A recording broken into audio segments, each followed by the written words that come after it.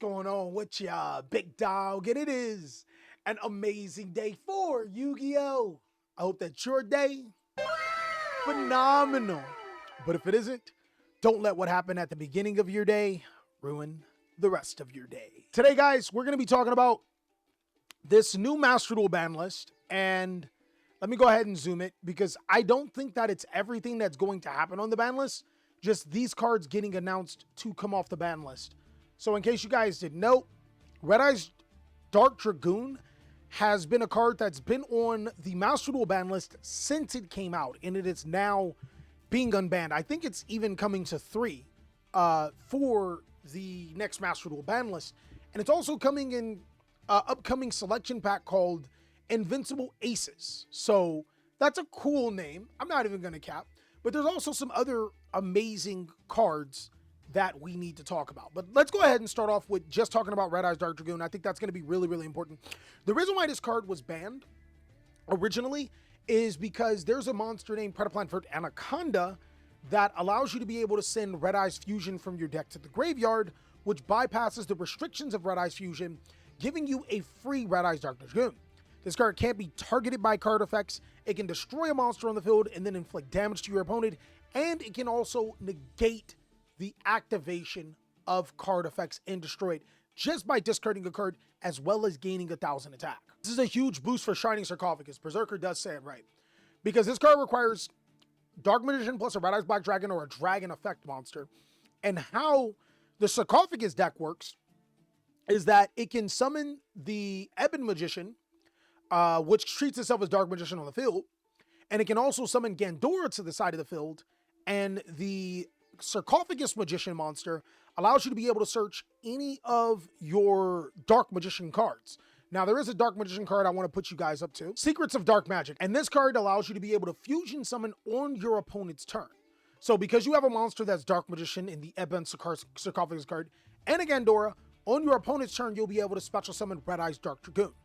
That gives the deck so much power, it's not even fair. But there's another thing that we could say about this. Predaplant Anaconda is also still unbanned in Master Duel. I'm not 100% sure if it is banned in the OCG. I want to say it is, but there is a potential time where we have both Red Eye's Dark Dragoon and Predaplant Anaconda off the list. And this pretty much means as long as you play Dark Magician inside of your deck, corresponding with dragons, and Red Eye's Fusion, you'll always be able to fusion summon into Red Eye's Dark Dragoon, which is an Omni Negate. Now, chat, you guys are going to have to help me out. There are some decks that can benefit from summoning Red Eye's Dark Dragoon. One of them is Tenpai Dragon. That's kind of crazy, right?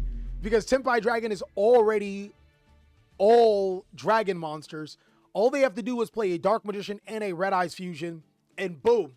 They can literally make a Red Eye's Dark Dragoon and possibly even a Red Eye's Dark Dragoon and a Heretic Seals on the opening turn. Tenpai has to make it going first. That's what I'm saying. For going first, Tenpai Dragon now has another weapon. They can potentially summon Dark Dragoon and Heretic Seal on the first turn. Is it always going to happen? Probably not. But it is a thing that we have to be mindful of. Yubel can summon this. And the reason why I say this is because all it does is really requires 2 monsters and three undesirable cards. So, you know, there's what other decks can make it? Branded can make it. Branded can easily make it. Branded already plays most of the cards to be able to summon Red Eye's Dark Dragoon, and it doesn't need to go the vert route. It can use Lubellion, the fusion monster, alongside of the Hex Seals to be able to get the proper requirements to fuse into a Red Eye's Dark Dragoon. So off the top, there are already 3 decks that are seen as pretty competitive in the game that can use it. Voiceless Voice can summon it. It's incredibly easy, but there's some drawbacks. The card requires you to play 3 bricks. 34% chance of drawing one of your 3 bricks. I also think that Yu-Gi-Oh! Has moved to become a little bit faster than Red Eye's Dark Dragoon. What are the chances in 60? Oh, yeah, I forgot about that. This is kind of crazy. Typhon does beat Dragoon easily, and for most decks to summon Dragoon, they need to summon Vert and Dragoon, which means that you'll probably always have a way to out this card. So there's that. But keep in mind, when you summon Typhon, you can't summon any more monsters. So that could be problematic. And you also need a monster to get rid of, quote unquote, to make Typhon. I think that Yu-Gi-Oh! Has advanced past Dragoons, and it does have weaknesses. Super Polymerization is another one. Really good against the card. Kaijus are also pretty decent against the card. It is only in Negate 1, which is weird to say, but in modern Yu-Gi-Oh! That's not the end of the world anymore, right? We're in a format in Master Duel where there's Baron de Fleur and Appaloosa Bow of the Goddess. They're still not banned, and those cards, while a problem, not problematic at this second. So I think that there's a big fuss about Red Eyes Art Dragoon, and it may not be everything, right? The next card, Masterpiece, the Draco Slaying King. Now, this card is thought of to come as a 3. I'm going to be completely honest with you guys. Let me read this effect really quick. To tribute summon this card face up, you can tribute continuous spell and trap cards you control, as well as monsters. And whatever it tributes, it's unaffected by. So if you tribute a spell and a trap, this card's unaffected by spells and traps. You tribute a monster and a spell, it's unaffected by monsters and spells, and so on and so forth. Then it says, during either player's turn, if you control this tribute summon monster, you can banish one spell or trap card, continue a spell or trap card in your graveyard to target one other card on the field and destroy it.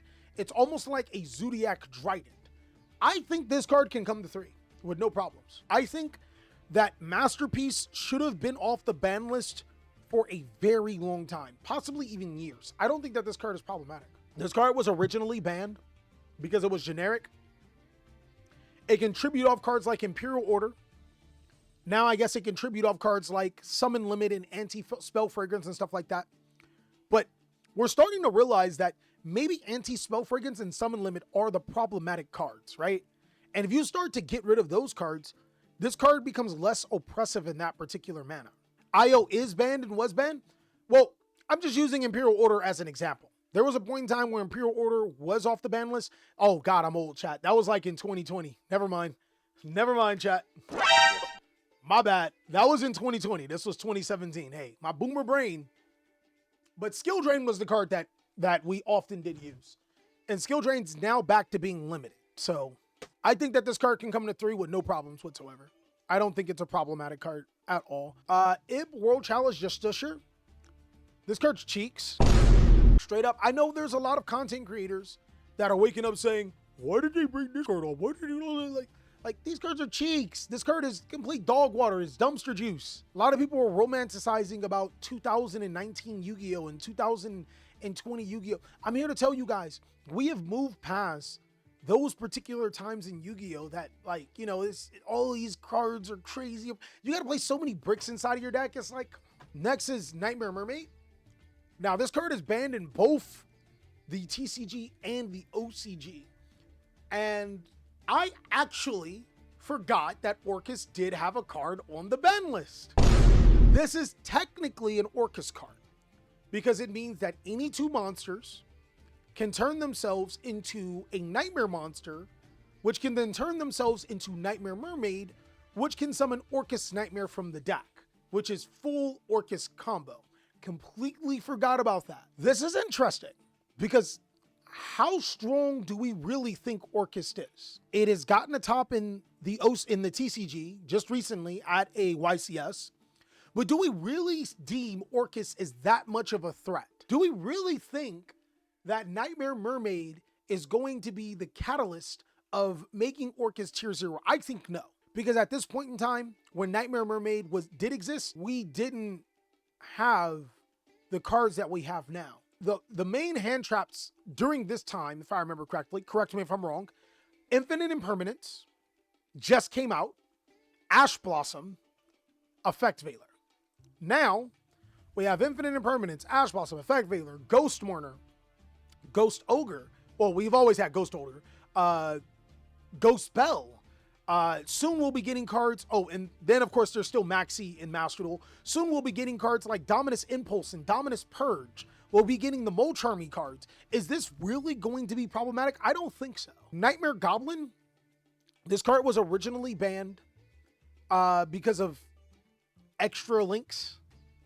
And that's pretty much it. Like this, I don't see. First of all, I'd love to see ABC, right? Because I think this is a really good ABC card. But I don't This is another one of those cards where I don't think that's... Again, I would love to hear what you guys have to say. What do you guys think about these particular cards? But I don't... This card's... A lot of these cards are past their prime, guys. A lot of these cards seem scary until you actually sit down and play them. I pray you are right about this. Well, there's also another caveat to it. If I were you guys, I would start picking up Knightmare Goblins in the TCG.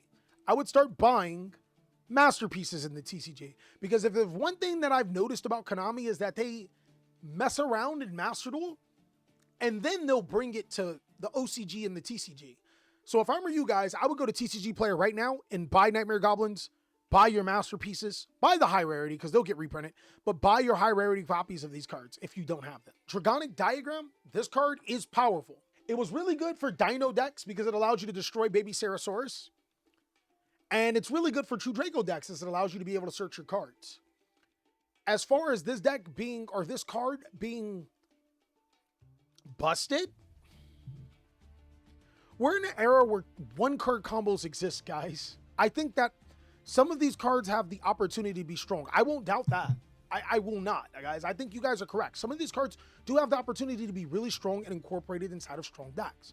But as far as them being the cards that they were once before, I don't know. But let me know what you guys think. I can't wait to see what you guys have to say.